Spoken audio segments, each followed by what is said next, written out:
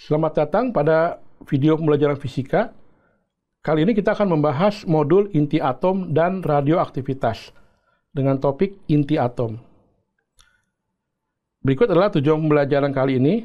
Diharapkan Anda mampu memahami struktur atom dan menyusun inti atom, menghitung energi ikat inti atom, dan memahami isotop, kestabilan inti atom, dan peluruhan. Nah, ini telah disampaikan pada video sebelumnya bahwa pada abad 20 muncul namanya fisika modern, di mana cabangnya adalah relativitas untuk benda-benda yang berkecepatan tinggi. Kemudian ada kuantum mekanik ya, atau fisika kuantum.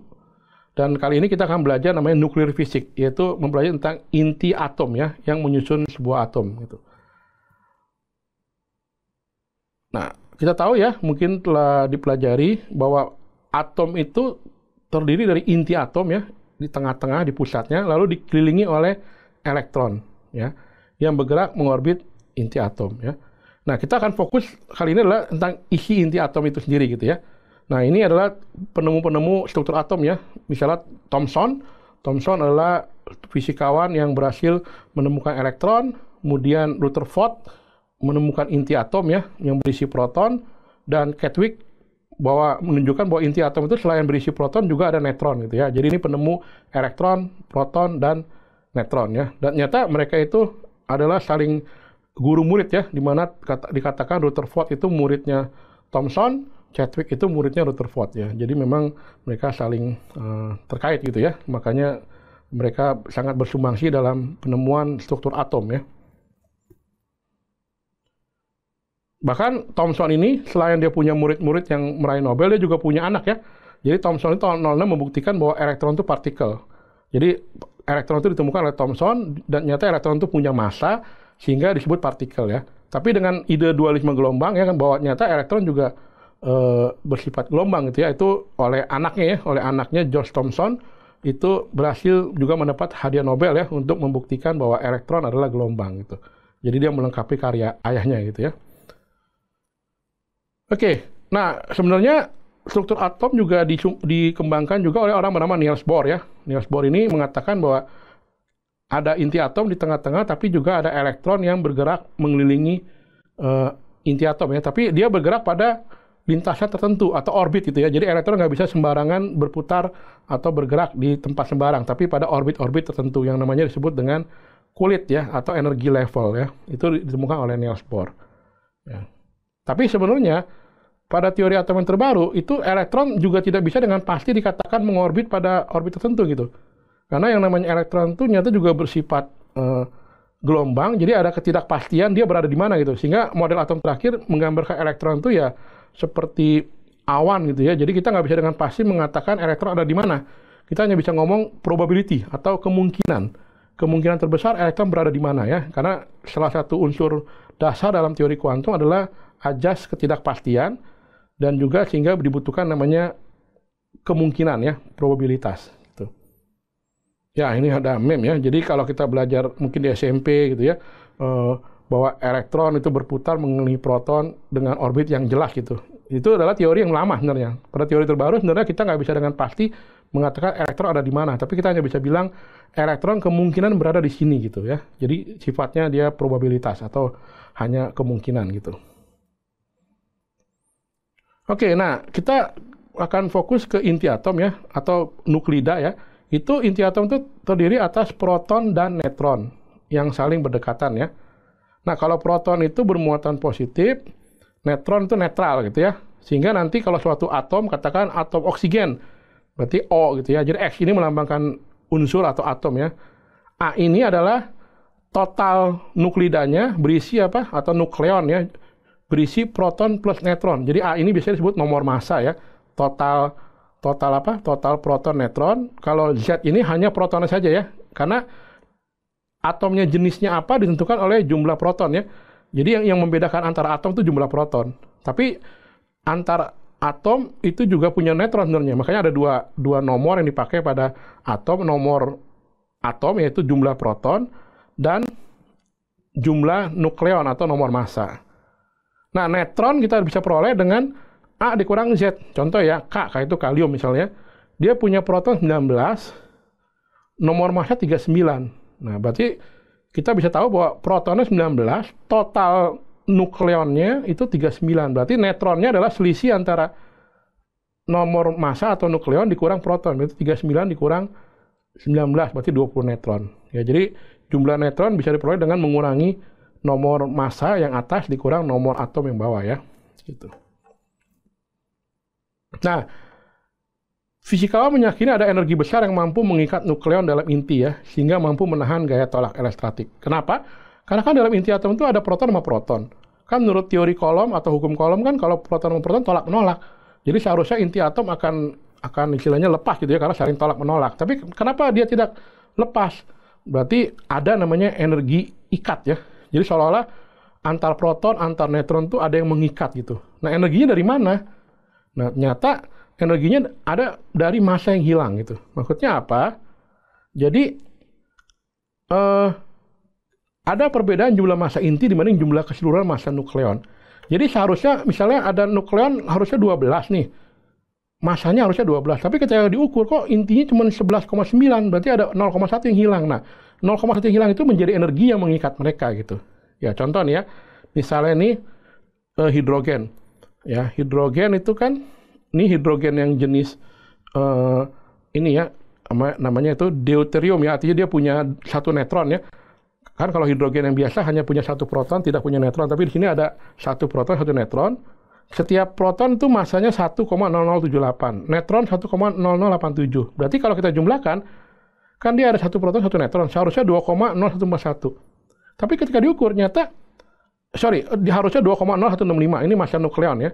Tapi ketika diukur, nyata massa intinya hanya 2,0141. Berarti ada selisih kan ya? Ada selisih 0,0024. Nah, selisih inilah yang menjadi energi yang mengikat mereka. Ya, dengan menggunakan rumus Einstein bahwa massa ini akan berubah jadi energi. Demikian juga nih karbon nih. Kalau dihitung nukleonnya, yaitu total proton plus neutron harusnya 12,0090. Tapi nyata diukur hanya 12, berarti ada selisih 0,009. Itu namanya defek massa ya. Seolah-olah ada massa yang hilang, tapi itu beneran nggak hilang, tapi berubah menjadi energi ikat inti. Sehingga nanti kita bisa hitung ya, massa yang hilang adalah delta M sama dengan Z. Z itu adalah jumlah proton dikali massa proton, ditambah jumlah neutron. Jumlah neutron itu kan apa? Nomor massa ya, dikurang nomor atom, A dikurang Z, dikali massa neutron, lalu dikurang massa nuklida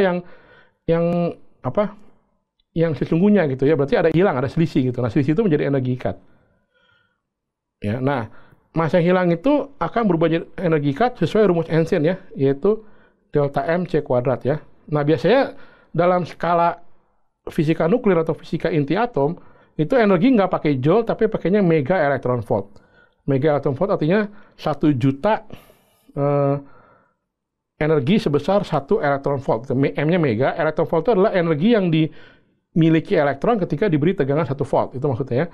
Maka dengan menggunakan konversi dari joule ke mega electron volt, maka kita bisa dapatin energi ikat itu adalah delta M dikali 931 mega electron volt. Nah, delta M-nya kan pakai rumus yang atas ini ya. Selisih massa yang hilang ya. Oke. Mungkin contoh ya. Misalnya nih, untuk karbon ya. Tadi kan dari tabel di atas kita tahu bahwa karbon itu nyata ada massa yang hilang itu berapa tadi?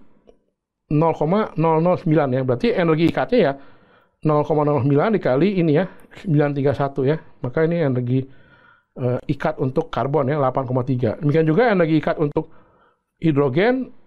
Jadi kan hidrogen ada massa yang hilang itu 0,0024 ya. Berarti dikali 931 ya.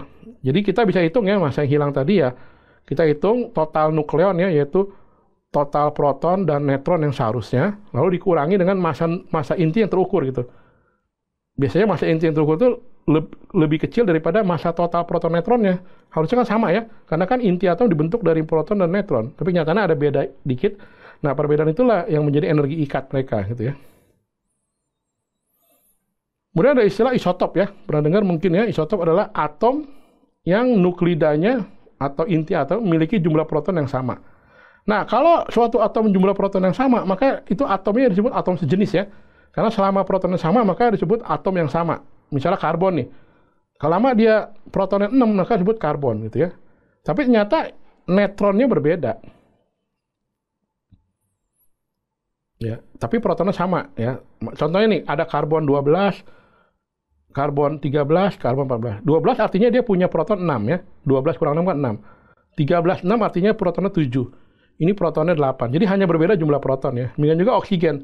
Oksigen itu sama semua protonnya 8, cuma beda neutron ya. Yang satu neutronnya ada 8, yang 17 8 berarti neutronnya 9 ya. Ini neutronnya 12. Jadi artinya apa namanya? Ini harusnya 8 ya. Nomor atom oksigen 8. Oke, itu namanya isotop ya. Jadi atom yang sama tapi jumlah neutronnya beda ya. Ada lagi istilah isobar. Kalau isobar itu dia justru nomor masanya sama ya. Tapi protonnya beda, tapi total proton neutronnya sama gitu. Misal nih, natrium sama magnesium ya, dia sama-sama 24 nomor masanya. Jadi total proton neutronnya 24, tapi perbedaan dalam hal nomor atomnya beda ya, ini 11, ini 12 ya. Jadi namanya isobar. Jadi kalau isobar itu justru yang sama nomor massa ya. Kalau isotop nomor atom. Ada juga isoton. Isoton itu yang sama neutronnya ya. Misalnya nih, ini kan beda ya, ini 13,6, ini 14,7. Apanya yang sama? Neutronnya, kan 13 kurang 6, 7.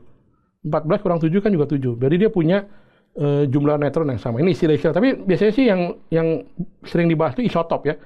Orang tertarik untuk atom-atom yang sejenis tapi jumlah neutronnya beda. Itu namanya isotop.